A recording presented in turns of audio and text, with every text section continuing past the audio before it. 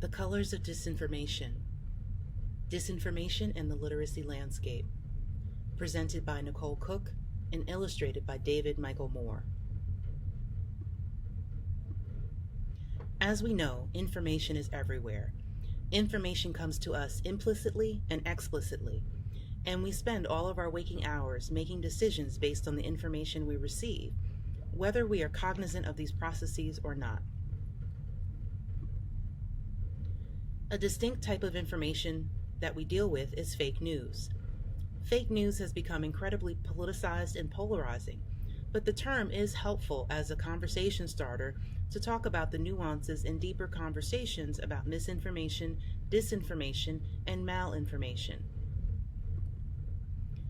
Misinformation, disinformation, and malinformation comprise the information disorder, which was posited by Dr. Claire Wardle in her think tank, firstdraftnews.org.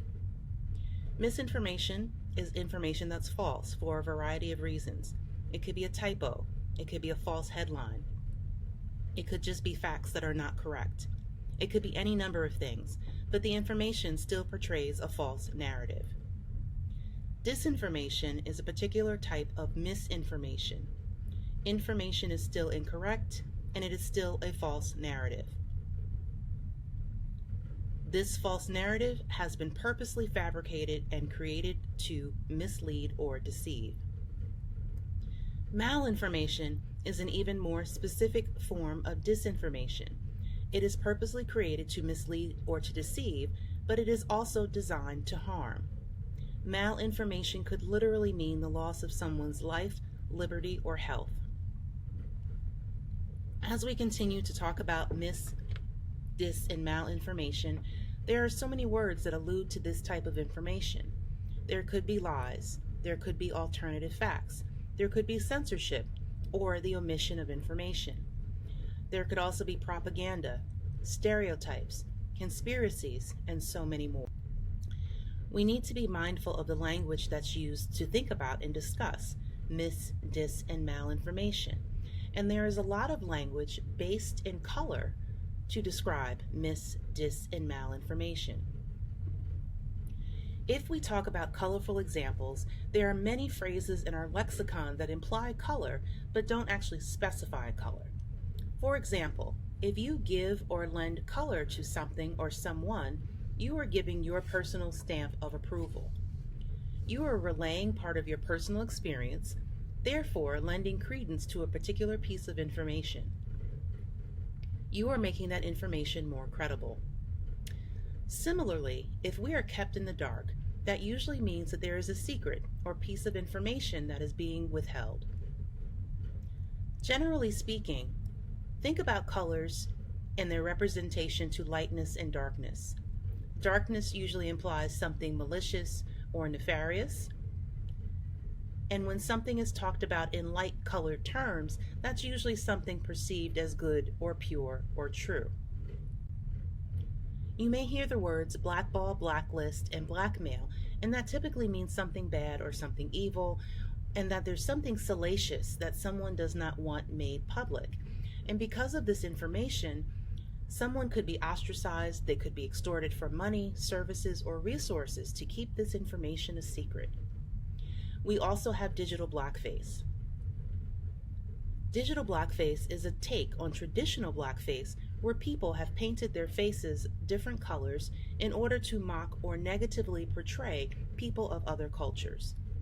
In the digital space, blackface does still occur, and we need to be aware of false profiles and information that is designed to stereotype or catfish other people. We have the color blue, and consider this old phrase, blue in the face. We are talking about information until we can't talk about it anymore. Blue in the face suggests that we are talking and adamantly trying to convince someone else of our point of view. We may be trying to convince someone of a particular piece of information and they're just not accepting it for whatever reason. So when you're blue in the face, you're talking until you can't talk anymore, and you may or may not be promoting a new narrative. If we mention the color brown, think about the phrase browned off. Browned off means that you're bored or annoyed with something or someone. If you're trying to convey information or correct dis, or malinformation and someone is browned off, it means that they're bored with what you're saying and they're not accepting the information that you're trying to convey. This is definitely a hindrance to correcting dis, and malinformation. Next, we have gray or silver. We've all heard of that gray area, that not so crisp area between facts. Something can be black or white and could be very, very clear about the different sides or different scenarios that are being played out. But that middle area is gray. It's nebulous. It's hard to define. It may be hard to convey, and that's where a lot of dis, and malinformation live. We have the color green. Two popular examples are greenwashing and astroturfing. Greenwashing comes from marketing, and it's a deceptive tool specifically about environmental issues. So if something is green, it is being promoted as sustainable. Similarly, red conveys that we have emotional reactions to information. Information that makes us angry, that makes us sad, that makes us uncomfortable. This is information that we might tend to reject. Another example is on the flip side, and that is rose-colored glasses. Rose-colored glasses suggest that we're seeing everything for its best qualities. We're seeing everything positively, when in fact we should be examining the information or the scenario in greater detail. We have the color pink. A specific example is pink slime, which actually comes to us from the world of meat production and farming. Pink slime suggests that something isn't pure and that there is filler involved. Now, if we're talking about filler and information, we're probably talking about junk journalism or all of the dis, and malinformation that floats around on the internet. And in social media, everyone can be a content creator, but that doesn't mean that they're journalists, and it doesn't mean that they're providing correct information. The color yellow and gold. Two examples come from the world of journalism. We have yellow peril, which is the fear of political or military threat from China and Asia. And we have the corresponding yellow journalism, which is sensational, exaggerated, and misleading information about Asia and the Asian diaspora. Yellow peril and yellow journalism are classic examples of propaganda. Finally, we have the color white. We have white lies that indicate that information is being withheld. Just little pieces, but the pieces are big enough to change the entire meaning of the information being shared.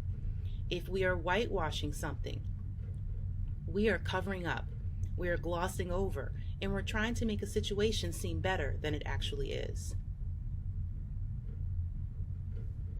We need media and information literacy now more than ever. When we're thinking about media and information literacy and how we talk about consuming information, we need to trust our gut, but we also need to have solid strategies on how we can vet the information that we want to consume. We have to be mindful about going down rabbit holes, particularly on social media, that might encourage us to remain in our own echo chambers and not seek out information with different perspectives or from different sources. We need to be mindful of political economy. Fake news was created for clicks. Fake news was created to be modified. Fake news was created to be monetized. And certainly we also need to be aware of photo and video manipulation. Deep fakes are increasingly sophisticated, and they are a classic form of disinformation and malinformation. Dr. Joan Donovan has presented her 5 key principles for misinformation. Of particular interest are number 1 and number 2. She says that information is fast and cheap. And she says that knowledge is slow and expensive. Dis, and malinformation are fast and cheap. But when we vet the information that's presented to us, this takes time, but it also creates knowledge, and this is why it can be slow and expensive. It's a slow and expensive endeavor in terms of our time, but it is certainly a valuable use of our time when dealing with information. We need to be mindful of presenting information in context. Here we have the critical cultural literacy model, which encourages us to use various forms of literacy and have them work together so we can provide as much context to information as we can. The more context we have about information, the better chance we have of making good decisions with the information we are presented with. We know that mis, dis, and malinformation are endemic and that they're expanding. They're good at provoking outrage, and they could still be hindered by good intentions. But mis, dis, and malinformation ultimately lack context, and that's what makes them particularly pervasive and hard to disprove. We as information professionals need to be empathetic. We need to be proactive. We need to be curious and nimble. We need to be doing our due diligence in vetting our information. We need to be intellectually and culturally humble, and we need to be working for the benefit of all. We should also be seeking action and clarity. We should be flexible. We should be active listeners. We should always be seeking to improve our skills in the literacy landscape so we can continue to disprove and combat mis, dis, and malinformation. We need to actively disrupt the normalization of untruths. And we shouldn't shy away from partnerships that can help us combat mis, dis, and malinformation. Finally, we need to maintain a healthy skepticism, perhaps even a little healthy outrage about the false information that is consistently being presented. We can fight back against false information. We can study the media bias chart that will introduce us to different sources of information and give us different places to discover and vet our information. When we are selecting these sources from other venues, we need to lean into that discomfort. We need to stretch and grow in order to fight the ever-increasing tsunami of mis, dis, and malinformation.